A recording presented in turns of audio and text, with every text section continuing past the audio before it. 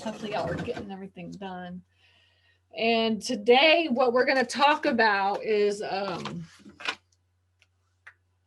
today we're going to talk about, let me make sure this works. Okay, yeah. All right, so today what we're talking about is negotiations. All right, how to negotiate with sellers, how to come up with offers for sellers. That's what we're going to be talking about today. All right, and this is essentially, this falls under creative deal structuring and creative financing, which I'm not going to go super deep into all of those types of transactions today. But I am going to go over them just a little bit so you guys have an idea of them. And William Tingle, he is our coach. He's our creative financing coach. And so he is going to be teaching that. He's going to be teaching that in depth, especially subject to, but he'll teach all of them. And we're working on a couple other teachers right now as well to teach all the creative deal structuring.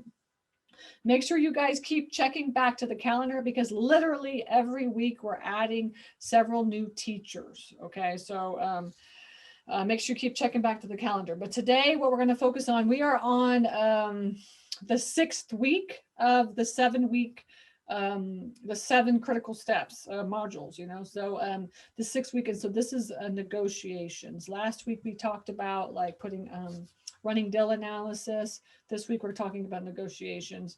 Next week we're talking about money. That's what we're going to be talking about. Okay. Anyway, so negotiations is what we're going to be talking about. I'm excited. This is like my favorite part of the whole process. This is like my favorite part. It's like putting in the offer and trying to get like the deal, right? The deal that you want. Okay. So once you get all of your marketing strategies set up, you start getting phone calls coming in, you're doing your deal analysis, you're running numbers, really looking at the deal to make sure that it's a good deal, right? Now it's like, okay, now I want to put some offers in. That's the next step. I want to put some offers in. So how do you put offers in? How do you put the best offers in? I'm just going to give you some of my pointers, my tips of what I do. And we'll talk about like when I coach all my students, essentially I'm telling them they should be making 3 to 5 offers at a time, 3 to 5 different offers. And that's what we're going to go in today is how to put these offers. Last week, we also went over the contract. I think last week or the week before we did the contract. So if you missed that, make sure you go through that section as well too, because we did go through the contract. But for negotiations, you want to be able to put 3 to 5 different offers in, depending on what the deal is. Okay. And so like one of my students, they just put an offer in to somebody that has a duplex in I don't know where it is, it's someplace, but someplace here in Atlanta. But and so they put an offer in. The lady when she talked to the lady, the owner of the facility, and the owner of the property, she said, I can give you like an all cash offer, right? All cash, which is going to be like a low ball offer, right? Or I can give you either like a couple other offers. One of them would be owner financing, or it would be like a subject to, a lease option, and like any other like creative deal, right? So for instance, like you could also partner with the owner. So you could be like super creative, even more creative. Okay. But usually you're going to come up with like at least an all cash offer. That's going to always be your first one, which is like the lowest of all of them. Usually it's like 50 cents on the dollar, essentially, right? 50 to 60 cents on the dollar. And you get your all cash offer from your Mayo, right? Or from your your ARV formula. If you don't know how to do that, then make sure that you go back and watch like the last 2 modules, because essentially that's what we talk about the entire time. It's like how to come up with your offers for this type of a scenario. Okay. Today, we're going to be talking about these types of scenarios, like owner financing subject to lease options, or being like even super creative, okay? So for instance, like one of the storage facilities that we looked at, I looked at yesterday, the owner, a storage facility, the owner is open to a lease option. So even on the commercial side and on the multifamily side, you can do creative deal structurings. I have had owner finance to me on the commercial side, and there are lease options out there as well too. So I just talked to the owner and they're willing to do lease option. Okay. So that is, that's this. So what I want to do today is go over these types of scenarios. Okay. So let's do the first one, which is owner financing.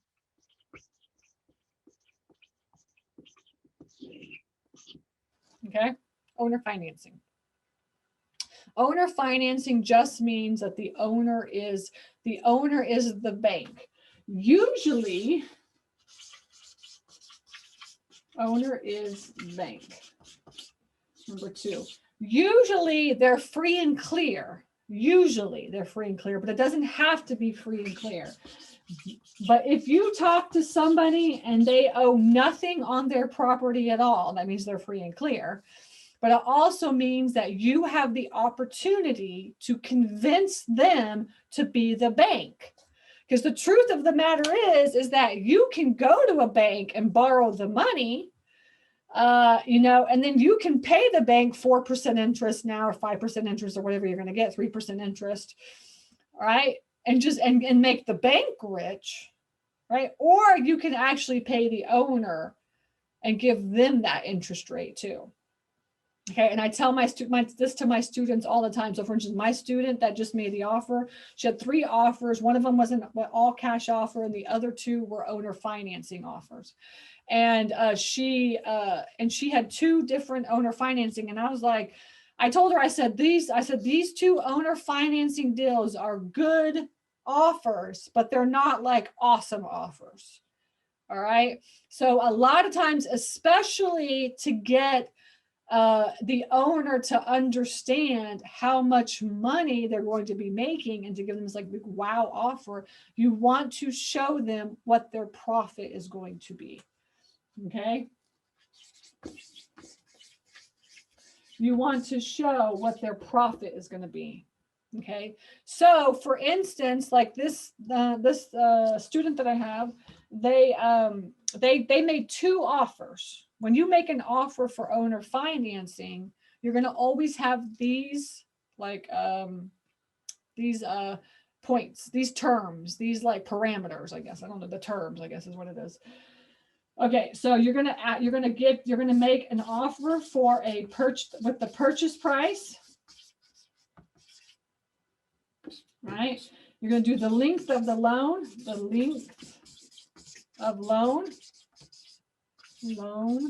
that's spelled wrong, but I'm sorry.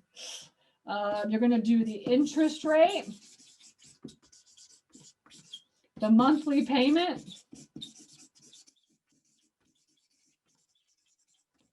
and if there's a balloon, and the profit. Okay. Now you want to, these are like the terms, I think the length of the loan, the interest rate, you want to lead with how much, you want to always like ask them how much money do they want to make on a monthly basis. If they have this number in mind, which they should, you can literally create an entire offer based off of their monthly income. Right. So like, for instance, the lady said, I want to make, the most important thing to me is I want to make 4.4% interest rate. That's like that was like her most important thing. Right. So she told my student exactly what she wanted. So if it's like a most important thing, she's like, I'm really concerned. She's like, I really want to make around, the $300,000 at like 4.4% interest rate, some random thing or whatever. But like they'll tell you what's the most important thing. Now, if they don't tell you what they want, then essentially you ask them, what is the monthly payment that you want to make? Right? What would you like to make per month? What do you need to make per month on a regular basis in order for you to be the bank? Right? So we're convincing this person to allow us to be their borrower. All right. And all this is, honestly, it's just all it is a piece of paper. Your title company or your attorney is going to create a note. That's all it is. It's just a note you're creating right here. This is the basis of what a note is. Okay. This is the basis of what a note is. All right. So with owner financing, you are going to, when you talk to somebody and give them an offer, the offers that you give are going to have these terms: the purchase price, the length of the loan, the interest rate, the monthly payment, the balloon. Right? If you don't know what a balloon is, the balloon is like if you do a 30-year loan with amortized with the balloon at 5 years or 10 years. The balloon means that you're going to pay it off in that time frame. The loan actually ends after 5 or 10 years or whatever number that y'all come up with. But you can amortize this loan over 30 years if you wanted to do that. Now, the truth is that like a lot of times you'll just do an interest only loan. Right. You'll see this a lot as well, too. Like I do with my lenders, I'll just do like an interest only loan. And that means that I'm paying them on a monthly basis, the interest that is owed. OK, so you can do that as well, too. But so that's one of the ways you can do it. But essentially, most of the time, these are the parameters. This is what you're going to be coming up with. And the truth of the matter is that you can come up with literally a million different ways. So you want to pull some information from them, right? If they know what the purchase price is, then you can figure out a whole bunch of scenarios based off the purchase price.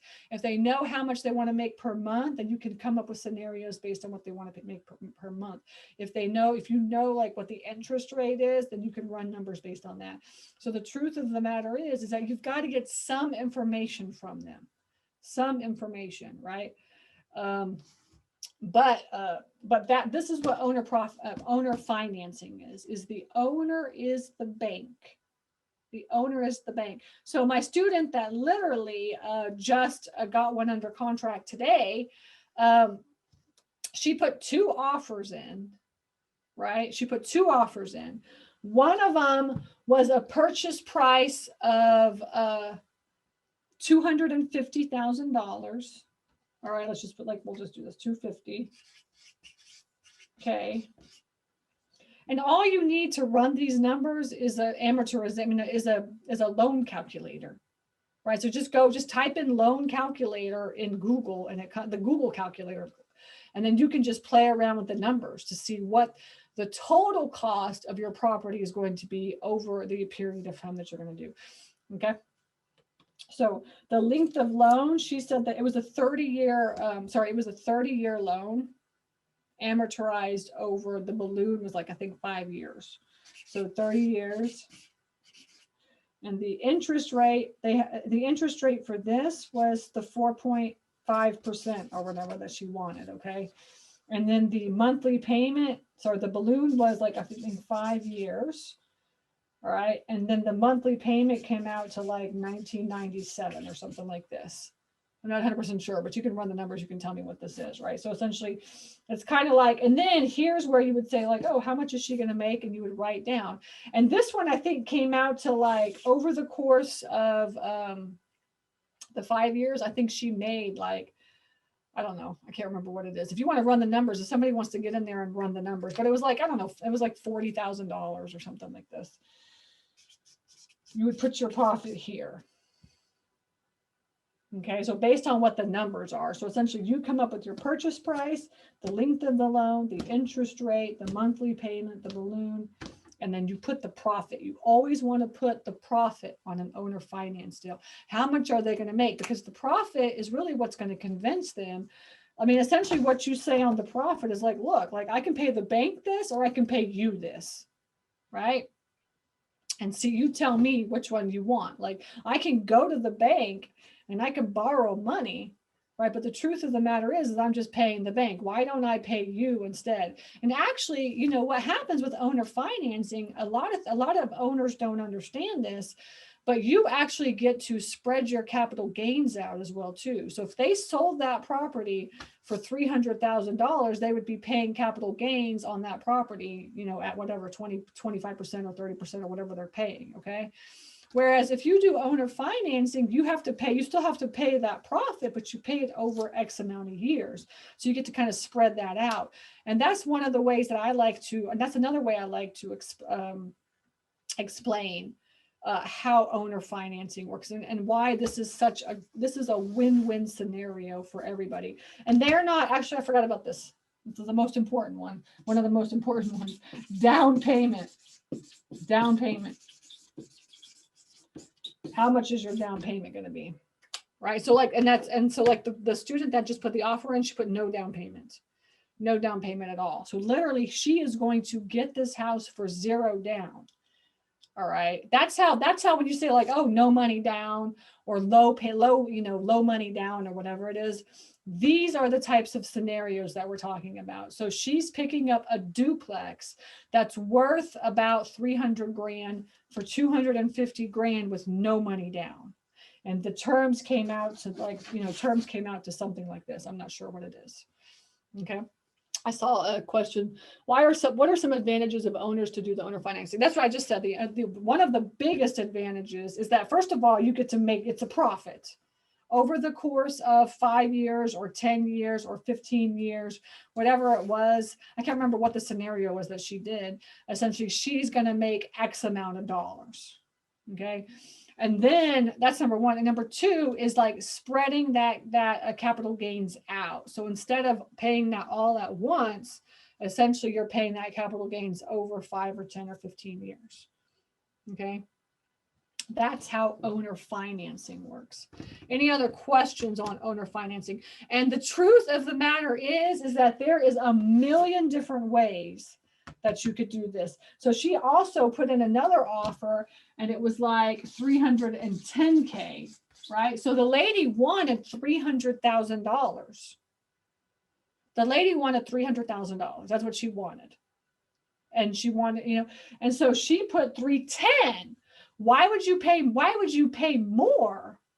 Right? Why would you pay more money? All right. And this is something that I teach my students all the time. Run the numbers, because it came out to it was like a 15-year loan at a 0% interest. And the payments were like whatever, 1971. And the balloon was like, I think there was no balloon. It was just a 15-year loan. And she ended up on this one only making less money than she would have on this one. Okay. Let's see, down payment. And the down payment was 0 and the profit was like whatever it is, right? So you can, like I said, you can come up with any scenario. And a lot of times I tell my students, make it such an enticing offer that there's no reason for them to say no at all. The only reason they would say no is because they're not fully educated on really how much money they're truly going to make if they spread it out over 5 or 10 or 15 years. Okay.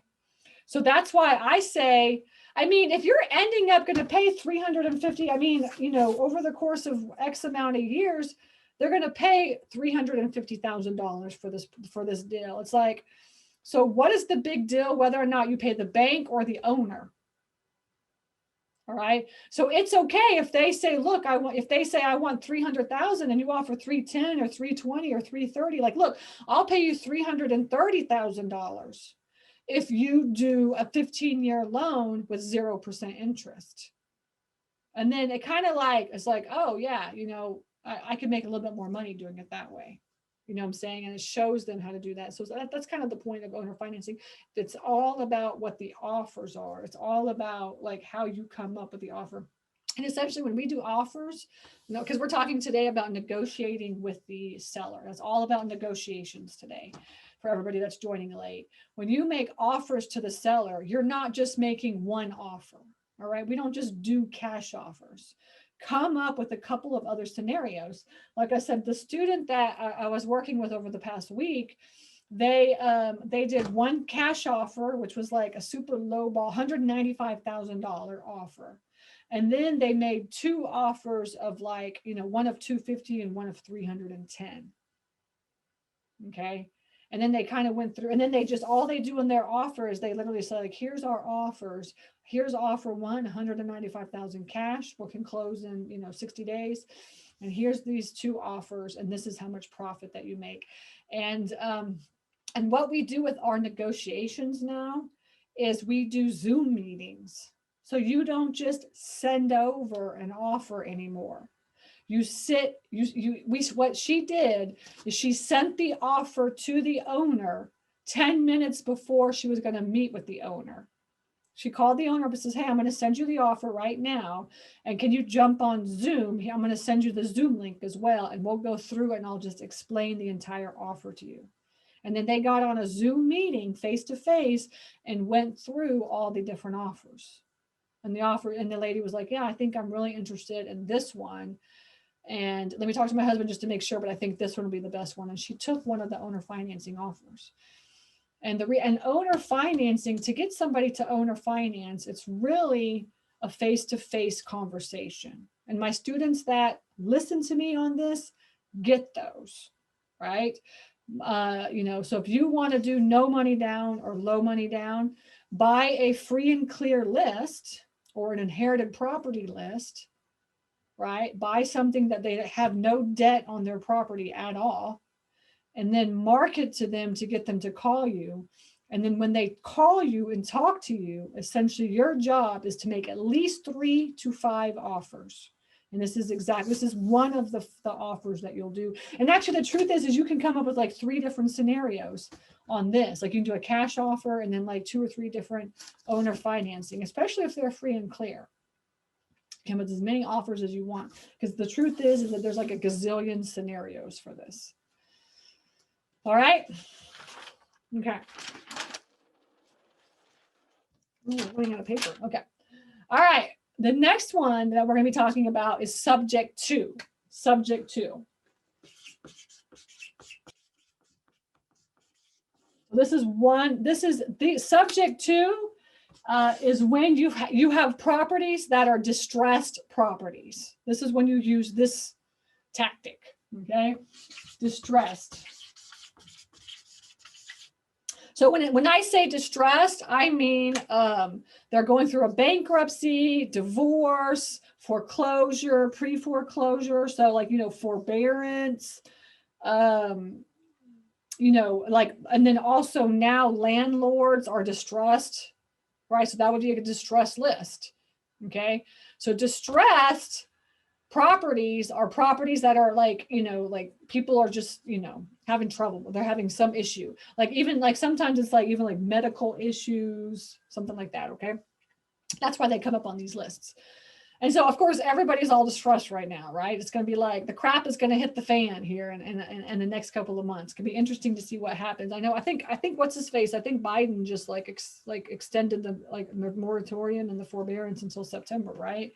So people are still going to be like sitting there crossing their fingers that everything works out. But highly recommend if you're interested in subject to properties, get your marketing going. Now, subject to properties, these are motivated sellers. Owner financing, unmotivated sellers, right? Motivated seller means that they just don't have no money. They have no money to fix the problems that they have right now, and they need to get this house off their shoulders because it's causing them a lot of distress because they have no money to deal with the problem that is causing them, right? Okay. So subject to means that you're going to start making the payments that they have in place. You're not assuming the mortgage. Don't say that. You're not taking over the mortgage or anything like that. What you're doing is just making the payments of their mortgage for them. So they're going to keep the mortgage in their name, right? They're going to keep the mortgage in their name. And then you are going to just start making payments to the bank, right? And so that's what a subject to is you're going to make owner's payment.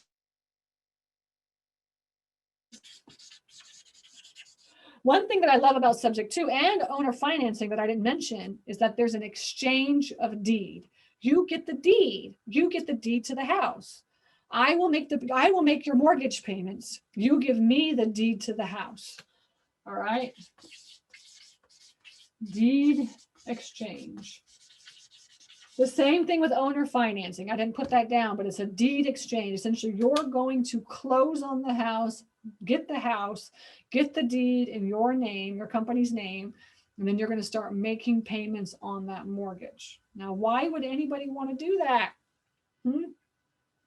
I mean, essentially, some people are okay with just walking away from the property, right? And they're just like, it's so stressed. And a lot of times you'll get subject to properties when they're really stressed out and they're just like, I need to walk away from this property. Okay. And so that's when you start finding people that are super distressed, this is one of the best tactics.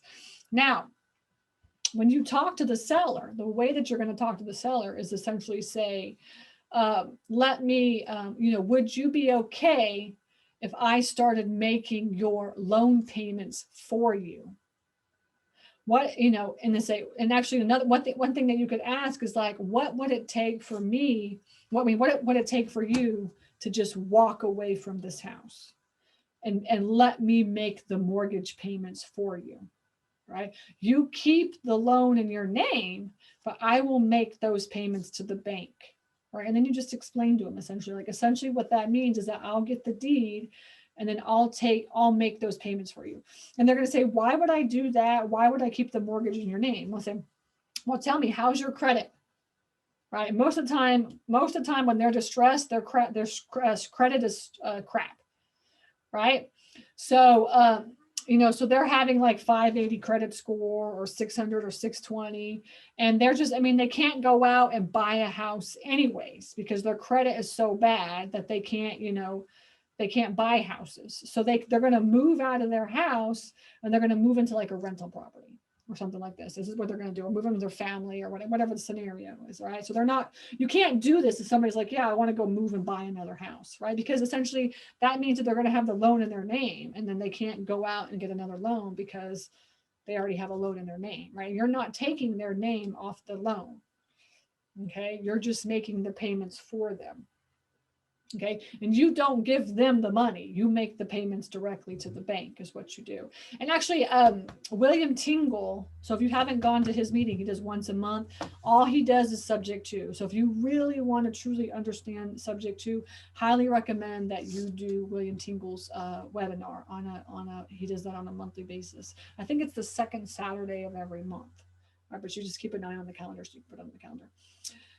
And let's see what else. And so anyways, with subject to, you're going to have the deed exchange. You're going to start making the payments to the bank. And sometimes in this scenario, they just need some money to help them to move into their new place and move out of the house, right? So for instance, I had a student that the owners just were like, there was a tree fell on the house and then they got money from the insurance. And guess what they did? They didn't fix the house. They spent the money is what they did. Right? This happens all the time. They just spent the money. They didn't, which I have no idea. How does that even work? Because we had like a termite issue a couple of years back at our house. Like, oh my gosh, like termites started coming out of the ground. I was like, holy crap. So then we called the insurance company and had to redo like our entire house pretty much. And like they came out and like checked on stuff. Like they wouldn't give us any money or anything. Like they paid the contractors directly and then like had to come check on us on a regular basis. So I think I'm not understanding how some people, like some insurance companies, I guess I just like throw you a check and cross your fingers that you fix stuff. So that's one of these companies. As one of these companies did that to this one. So they got this check, the tree fell. And so when she went over to go look at the house, there was a tree, the roof was damaged, the tree was still there, and they had just spent all the money they got for the insurance company. And so then now they couldn't live there. They couldn't afford it. So this is like a distressed property, obviously, right? So she talked to the owner and was like, okay, would it be okay if I just started making your loan payments for you? Right. And then you just give me the deed to the property. And he said, I need like $5,000 so I can move out and like get into an apartment or something like that. So she said, yeah. So she gave like $5,000 down and she paid them at closing $5,000. And the attorney is the one that kind of sets all this up, because the attorney has to make sure that this is all legal. So your attorney, so you want to make sure that you close with an attorney that knows what they're doing. Because if you close with an attorney that has no idea how to do this, essentially what they're going to do is just screw the whole deal up. Completely screw the whole deal up, right? So you want to make sure that you find an attorney within your state and you talk to attorneys that know how to do these kinds of transactions, okay? But essentially what she did is that she paid $5,000 down, and I can't remember the numbers at all, right? But essentially she got it, like I think they owed like $100,000 on the property, and they set it up. I think they had like a note where it had like a note that said that in 3 years she would refi it out, right? Something like this. They had something was like, yeah, I'll pay for, as long as I possibly can, I'll pay your mortgage, and then after like X amount of years, I'll go and I'll refi it out. And the house needed work, obviously, but it didn't need that much work. It needed like $25,000 of work, so it wasn't really a lot of property. So she put it under contract for $100,000 with $5,000 to the owner. She went to the attorney and closed it, got the deed to the property, gave the owner the $5,000. They moved out, and then she rehabbed the property for like $20,000 or $25,000, right? And then what happened was that a neighbor came over and was like, look, like, I'm wondering are you going to rent this house? She was going to hold it as a rental is what she was going to do. And like, I think the mortgage was like maybe $900 a month, and she could rent it like for $1,400 or something like this. Right. And so, but then the neighbor came by and was like, look, I'd like to move my mother over here. Would it be okay if I just bought this property? So like, I think all the way, like right when she was finishing up the rehab, essentially, she put it under contract for $172,000. And so she only held that property for less than 3 months. Like literally was less than 3 months. So she rehabbed it. She spent $25,000-$30,000 to rehab it all in. She was all in like $30,000. So she was all in like $130,000. And then she listed it. She sold it to this guy for $172,000. And she netted like $40,000 in like 3 months. And you know what? She did that with no money down except for that $5,000 and the money to come out of the thing. That's it. So she didn't have to come up with the purchase price and all this stuff is what she only had to come up with that rehab money. Now with the subject to, when you put it under subject to, when you put it on, you don't say ever subject to anybody as well too, because nobody understands subject to except for us. That's like lingo within like the investor world. So don't say subject to like an owner, like a seller or anything like that, because they have no idea what you're talking about. But essentially, when you put it under contract, when you put the seller when you put the house under contract, you can do any length of time that you want, right? So you'll always come up with the parameters. You'll come up with like length, like I'll pay your mortgage for 3 years or 5 years or 10 years. The truth of the matter is that you don't really want to do this forever, all right? But some people do. But like, and you can talk to William about this, because I don't know what he teaches, if he says long-term or not. But the length is like, okay, I want to rent this property out for a couple of years, and then I'll refi it out, once I can get a good loan or something like that. Now you can do these also with rehabs, just like I just said. She did it and she was rehabbing the home. She intended to hold it for 3 years, but in the end, she only held it for 3 months. And you can do this with rehabs, okay?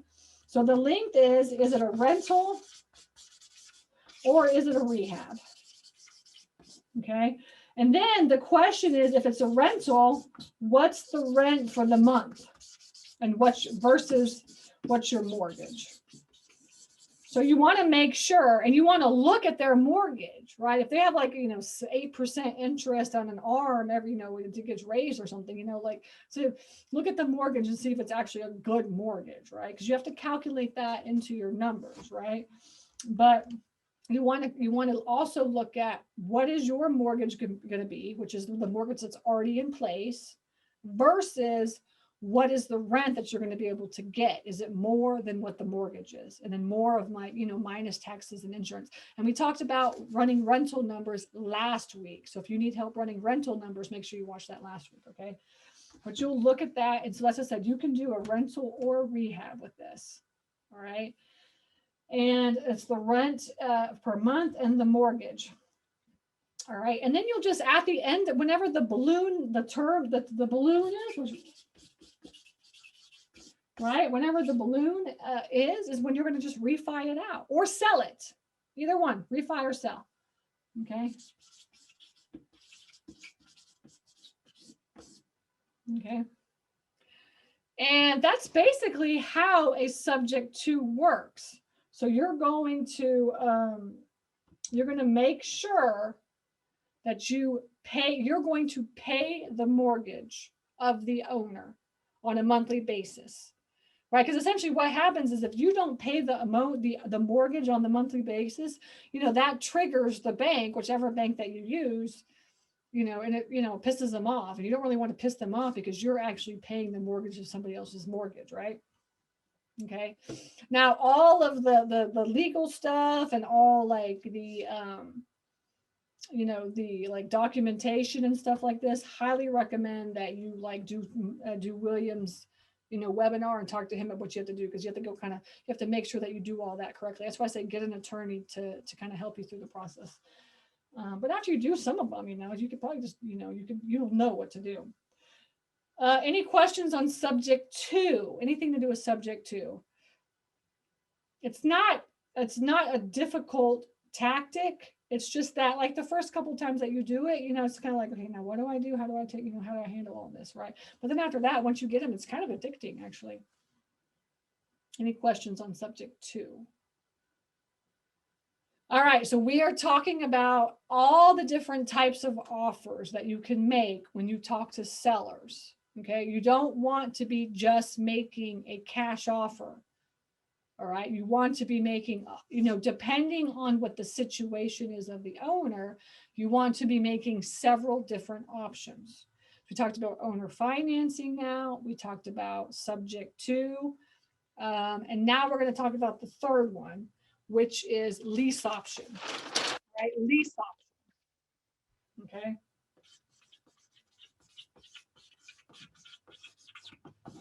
Lease option is kind of like rent to own, right? Rent to own. Basically, that's what it is. It's rent to own. They say rent to own is the same thing as lease option. I kind of like rent to own better because rent to own just sounds better. Chrissy says on a subject to, so would the investor be on record as owner? Yes. Affecting whether the capital gains is involved. Yes. Exactly. You are now the owner of that property. The company is, and actually, I think if you talk to William, I think what he teaches is to utilize land trusts. So I would talk to him about that. If you do come across a scenario, utilize a land trust for a subject to, which I think is very, very smart. But you're going to have to pay, you'll have to pay you'll get the interest, you'll have to pay that, you'll have to pay, you have to get on your taxes and stuff like that, okay? Okay, finally, let's see what else. Rent to own. Yeah, so rent to own is what a lease option is. A lease is when you're renting, and then an option is an option to buy, right? So and then it's basically it's 2 contracts.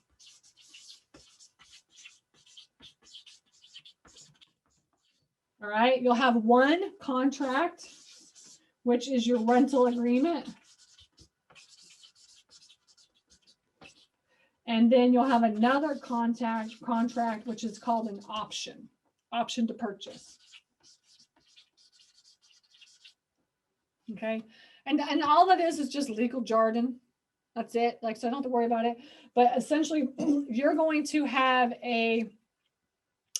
one agreement that's like, hey, can I rent this place for the next 2 years? All right. Can I rent this place for the next 2 years? And then in 2 years, buy it. Because I can't afford to buy it right now. I don't have like 20% to put down. Okay. So a lot of times this option is a very good option if they have no money to put down. If you have no money to put down. Okay. And so you'll find owners that they'll do this. They love this. And the reason why is because essentially the house is still theirs. See, that's the difference. The house is still theirs. There is no deed exchange until you actually purchase the property. So there's no deed exchange on this one.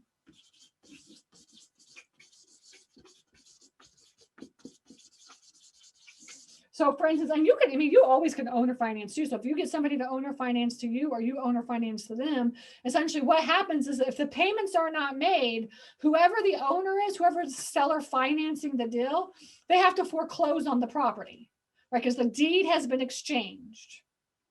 Whereas in a lease option, the deed is not exchanged. Okay, you're renting it for 2 or 3 years. During that 2 or 3 years, you're getting your credit up, or you're working on coming up with that down payment. You're working on your credit, and you're like, doing all kinds of stuff to it. Okay. And then in 2 years, you'll buy it. So you'll have on one of them, like, okay, I'm going to rent this place for $1,000 a month for the next 2 years. And the other one is like, I'm going to buy it in 2 years for $175,000. And that's my purchase price. And that's basically how a lease option works. Now, how we can do it as investors, we can do what's called sandwich lease option. Now, if we are the owner of the house and we want to do a lease option, we can lease option our houses out. Right? So we can say, how about you just come over and rent to own this thing? And you can ask for down payments, right?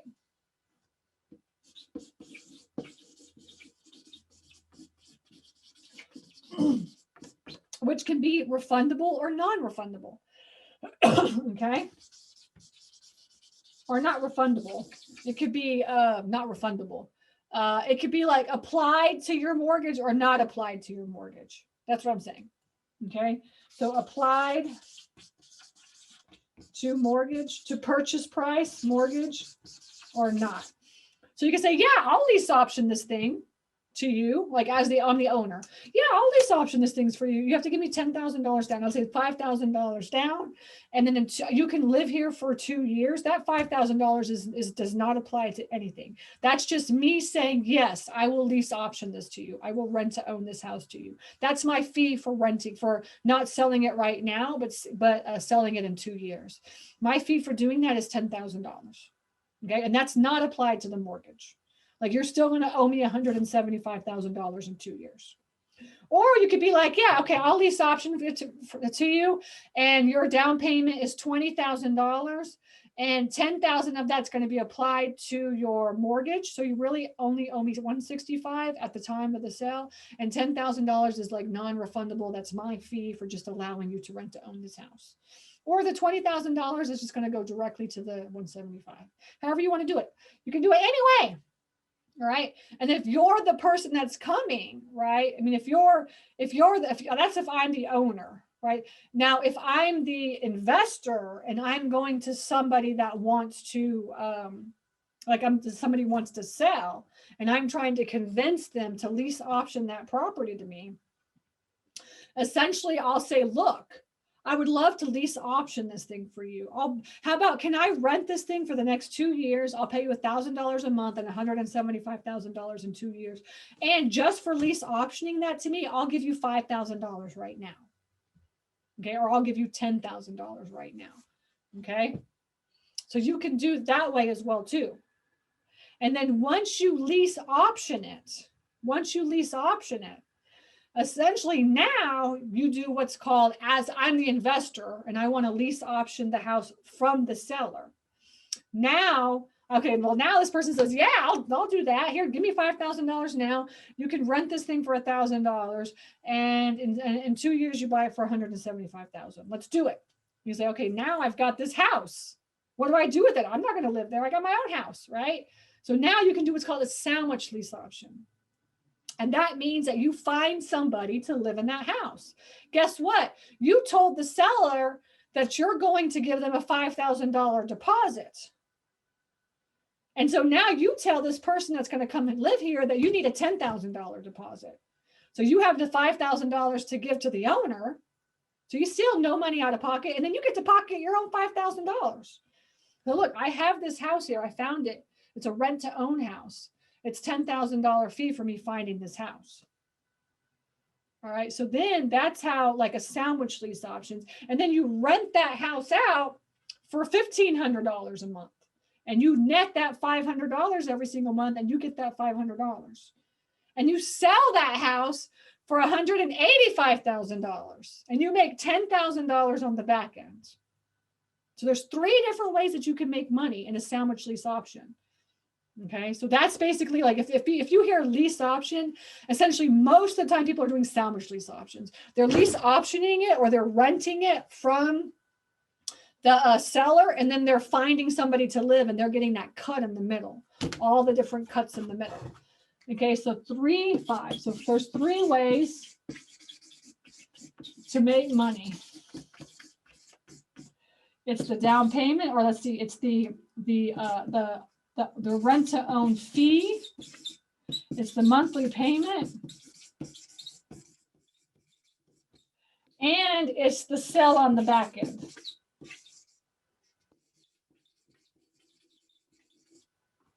Okay, so if you find a house and it's like, you get this house for 150 grand, and it's really worth $200,000, right? Then that on the back end you can sell that for 250. Now sometimes you have to put work into it. So, like, look, why don't you let me rent to own this house from you, and I'll do all the work for you. Now, why would you do that? Like, if it needs like $5,000 or $10,000, essentially say, look, you can't come up with the money to do the repairs. It definitely needs new carpet and new paint. Why don't I do that? I rent the house from you, and I'll put $10,000 into it myself. And then you can just tack that $10,000 on the back end of your sale, or you can get somebody to do a down payment or a fee or whatever you want to call it, and then get the $10,000 back that way. Right. So there's a lot of scenarios that you can do as well with the lease option, or sandwich lease option, or rent to own. So if you hear any of those 3 terms, this is what they're talking about. That's how people make money in the lease option. And the thing is that what happens most of the time, just FYI, most of the time people do not buy the houses at all. All right, on a lease option. Every once in a while it happens. Every once in a while it does. But most of the time it doesn't. So then what you have to do is you'll have to either sell the house. You have that option. So you say, look, I'm going to sell. I need to, or work with the seller to sell the house. Find somebody to buy the house for me is what I meant. Find somebody to buy. So if they live in the property for 2 years and they go, nah, I don't want to buy this house. I changed my mind. Then you still have the option to go out and find a buyer to buy the house, because you have the option on the house. The option says by December 31st, 2021, I have the option to buy this house. I have first right. I have first right to purchase the house. You can't bring anybody in to buy this house because I have first right to buy it. And then you have 2 years essentially to find somebody to buy that house, or whatever, 1 year, whatever time amount that you have left over. Does that make sense? Any questions on lease options? Lease options. Lease options are good with, I forgot to put this down, pretty houses. Most of the time, this is with pretty houses. Okay, this is with pretty houses. So now you kind of have 3 different scenarios. If you come across somebody that's free and clear There's no debt owed on the property. You're going to owner finance and offer owner financing. You come across a house where they're like, there's no repairs at all. This is like a beautiful house. And you guys are like, yeah, whatever. And then you go out and look at it and like, oh yeah, they're right. There is like no repairs. This is a really nice house. Then you lease option it. You come across somebody that's like, I'm in forbearance. I haven't paid my mortgage. And since April of last year, I'm like so behind on all my debt and like blah, blah, blah, blah, blah, all this stuff. Then you know you could do a subject to is what you could do. Okay. Those are the three options. So now when you have the people calling you and you're talking to them, hopefully you're getting the idea of why you need to be asking them all the questions. Right? Why you need to really dig deep into what their situation is so that you know that you can always give them a cash offer. Like you could just run ARV formula and say, okay, I'm going to just offer, 60 cents on the dollar. This is what it is. That's what all the easy people do. Right? That's all the easy wholesalers. Like, I'm just going to put a cap on. And they just like spit out cash offers all the time. Right? And it's just like marketing cash offer, right? But I'm telling you, if you can get good at this, and learning to read the owners and talk to them and connect with them and build rapport and solve their problems and learn these strategies, then you can really, a lot of types of deals that come across your plate, you can really do something with, all right? And really, like, like I said, like that, like my student today just emailed me. She's like, they said yes, they want to owner finance. And so she's putting no money down, and she's having somebody finance that property for 15 years. And she's just going to pay the monthly payment. And it's a duplex. Have you a position to buy the house? You have a position to buy the house, but how do you have the authority to sell it? Would you do like an assignment clause? Yeah. So that's what an option gives you the first right to sell it. It's just like a purchase agreement. It's almost exactly like the purchase agreement. Right? An option. So like a lot of times, like especially in land, like if you go listen to Mike McKenzie, he's putting options. Option basically says like, I want to buy this, but you know what? I may not buy it. That's what an option is. An option. But it gives you the first right. So if the owner happens to find somebody that wants to buy this house for $200,000 that you had under contract for $175,000, essentially they come to you and say, look, I found somebody that wants to buy this deal. Like, is it okay? And then you could say like, yeah, it's fine. Just go do it, Or you could be like, no, screw you. This is my deal. I'm buying it for $175,000, because you have that right. That's what an option is. It gives you the right to choose on like which direction you want to go. Okay. That's what options are. I love options, and you use options a lot, not only in rent to own, but also in land. And the reason why with land is because it takes a long time to sell land. It just takes a long time. So you don't want to put it under contract for any amount of time. Like you don't put land under contract. You do option agreements on land. Because the reason why is most of the time with land, you're putting it under contract for like 6 months or a year. And so then that basically says like, look, give me the right to go out and market this property. And that's really what option is like it gives you the right to go out and market the property, right? Because you can't market a property unless you don't have it under contract. You know what I'm saying? Unless you're a realtor, right? And then realtors, they also have to get it under contract. Yeah, they get a contract signed. But essentially, you can't just go out and randomly like market somebody's property. You have to have some sort of an agreement that says that the owner's saying, yes, I'm giving you the right to market this property. It's either a purchase and sell agreement or an option. Now, and so and you can put an option for, like, you put it for 5 years or 10 years or 1 year or 6 months. And options are very popular in land because land just takes forever to sell. Okay. That's why in land, you want to have a lot of properties in the pipeline. You're like, yeah, I've got 30 properties under contract at one time. And that way, like one will close out of all those. Okay. Good questions. Okay, good. Any other questions on negotiations? So today was all about making sure that you understand that just putting in a cash offer is the easy way out. You want to become a transaction engineer. Anything that comes across your plate, you want to be able to do something with it. And especially now, when all of the, the crap is going to hit the fan, you want to be able to have these types of structures, understanding in your head. And the very first deal that I ever did, the very first offer I ever did, very first offer, I made 5 offers. I had no idea what I was doing. I just made up a whole bunch of offers. And he didn't take the deal, but I was like, no, I was like, I want to become a transaction engineer. I'm going to exercise my bubblegum brain and make sure that I can talk to these sellers. And so I don't care. I have no expectations as to whether somebody takes the deal or not. All I'm doing is exercising and practicing putting in 3 to 5 offers on every single deal. And I see it on a regular basis with my students. They have to put 3 to 5 offers in. And they, like, over the course of the year that I've been working with them, or however long it is, like, you see them, like, all of a sudden they're coming up with all these offers all the time. They're like, I'm going to try this, I'm going to try this. And some stick and some don't, but the more that you do these types of offers and practices, the easier it becomes.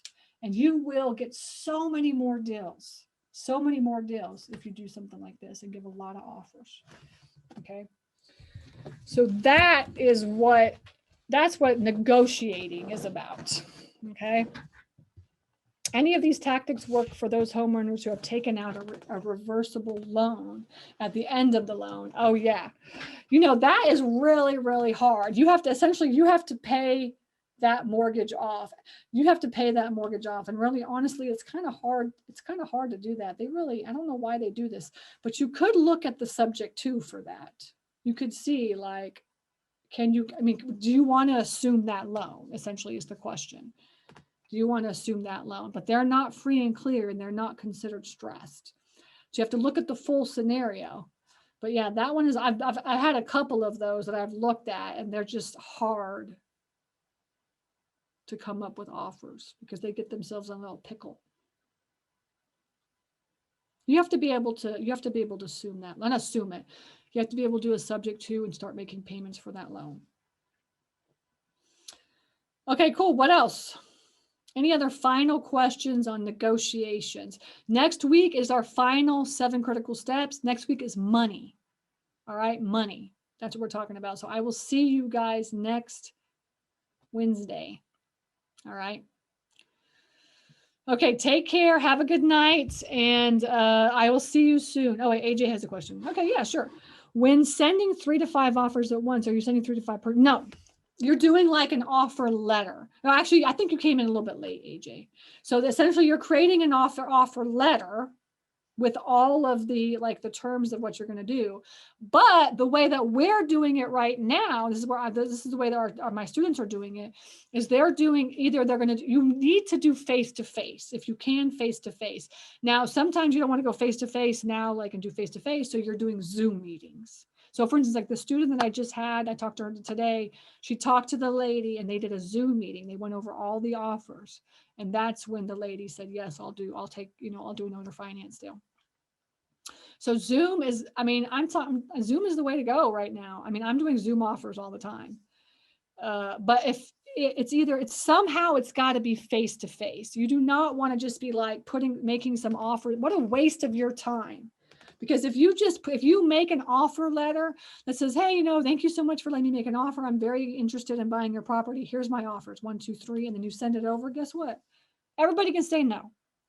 Because they look at the cash offer and they don't give a crap about all the other offers. Okay. So you want to do face-to-face offers when you're doing your offers. Okay. Either through Zoom now or at the dining room table. And anybody that does anybody that does a lot of these deals, I'm going to tell you that they're just literally coming up with the offers right at the table and getting those signed. Okay.